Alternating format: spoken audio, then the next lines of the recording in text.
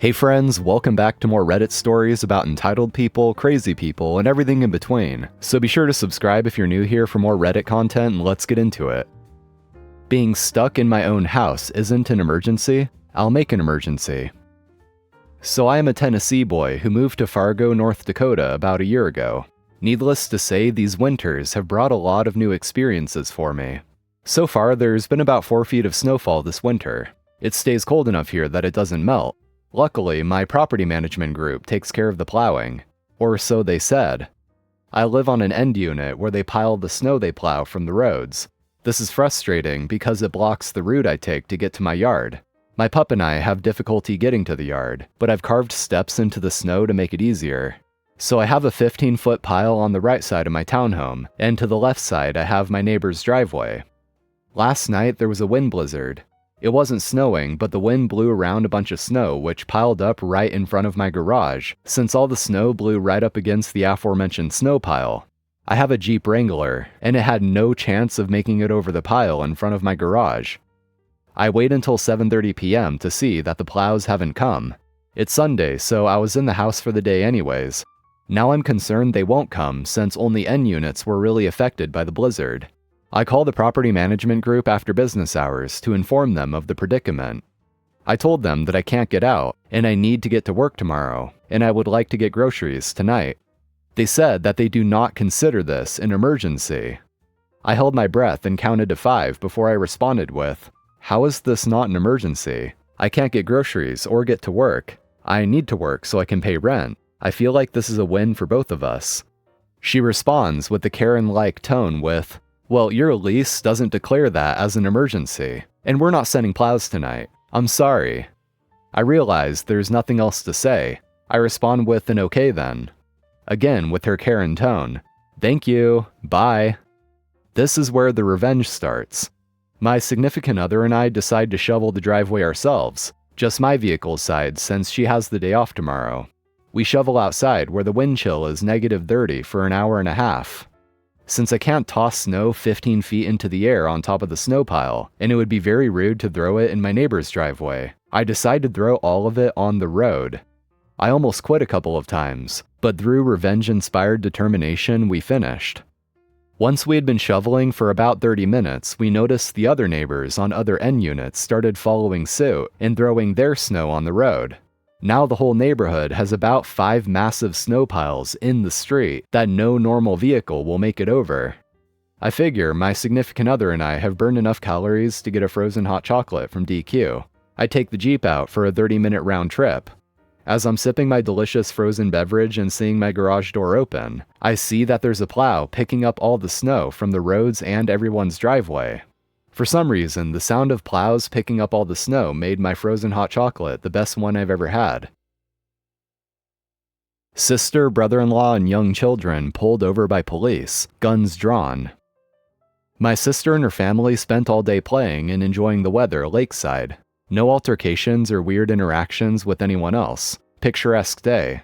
On the way home, they were pulled over by one squad car, which was joined by 2 more.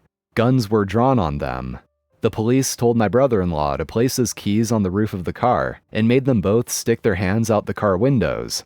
Through the loudspeaker, they then forced both parents to exit the vehicle, while the children inside sobbed hysterically.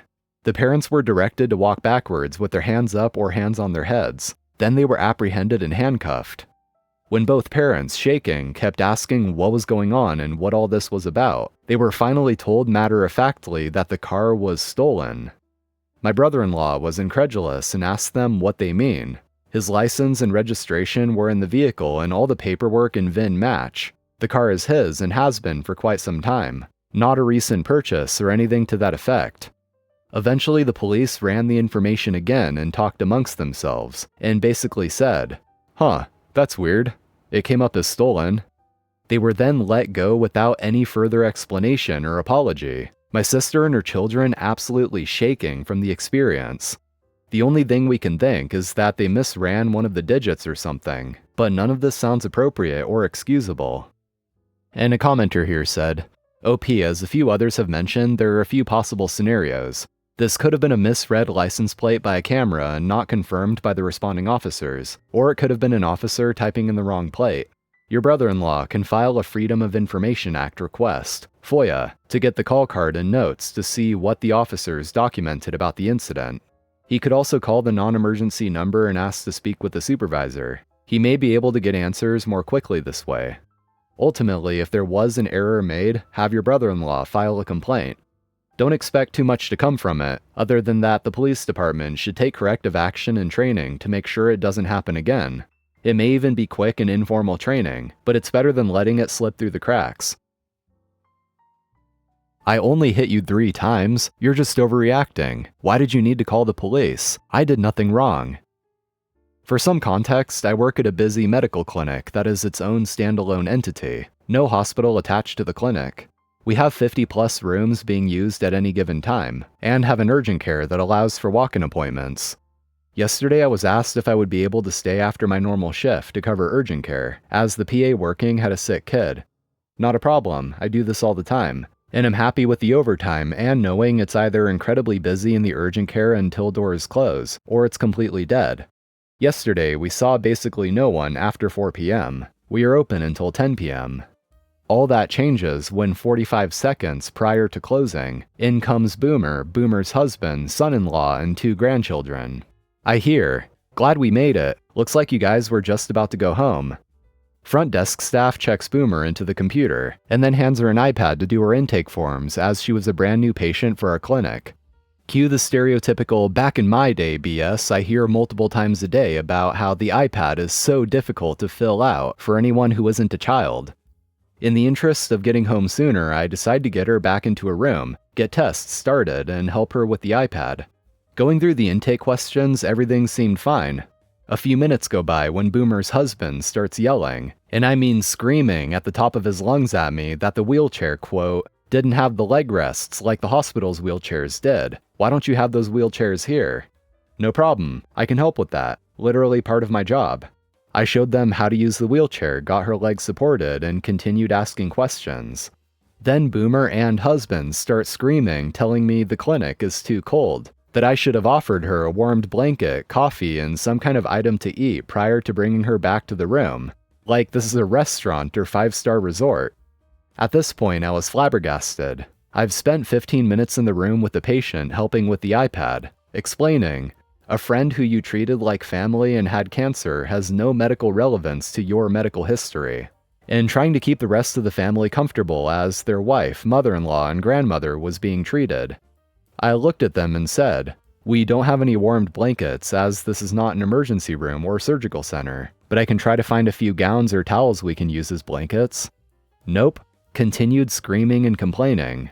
However, the tone had shifted from "this clinic is bad" to "you're the issue," meaning the screaming started to be directed towards me. As a healthcare provider, I have fairly thick skin and am able to shrug most things off with no problem. I generally will just leave the room for a few minutes to let the situation calm down, and then return with the kill 'em with kindness attitude. I left, ordered the tests I wanted to be run, and went and ended up finding a few blankets we had from a previous shipping mix-up.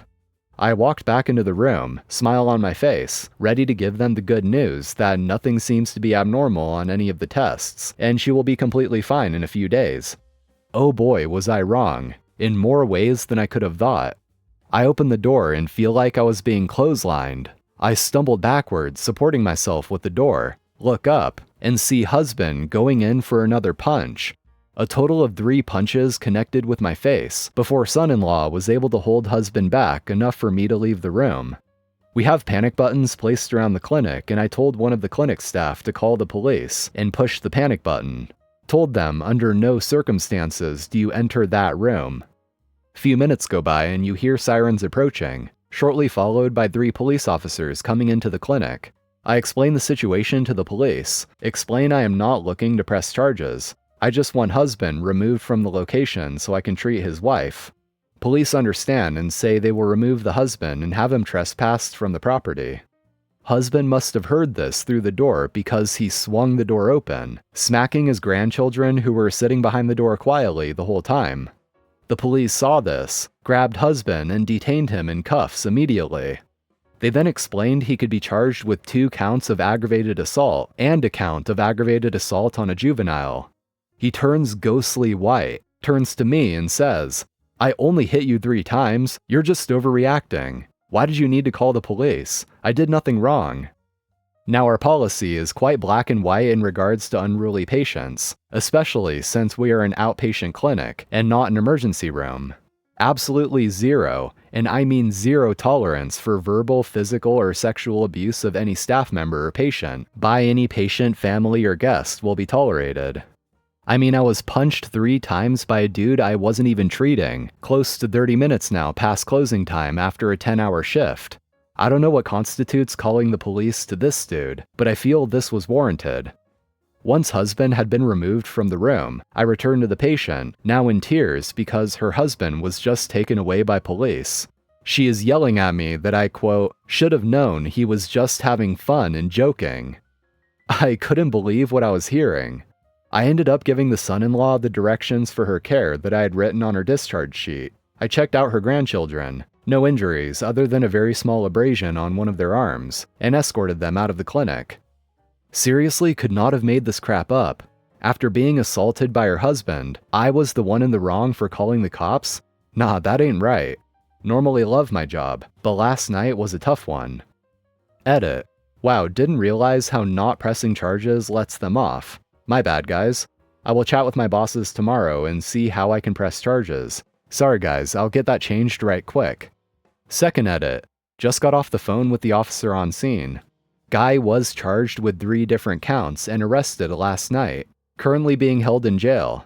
I am not versed in law. Please do not ask me about any clarification on the charges. I have no idea how someone can be charged for 2 different types of assault, just relaying what I was told.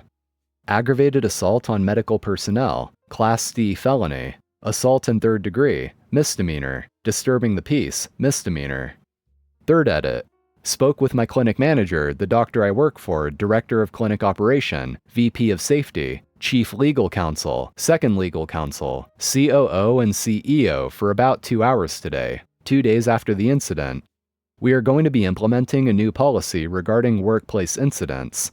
This includes a new form that will be present in the incident reporting forms that details any officer or officers on site, charges possible, parties involved, and injuries reported.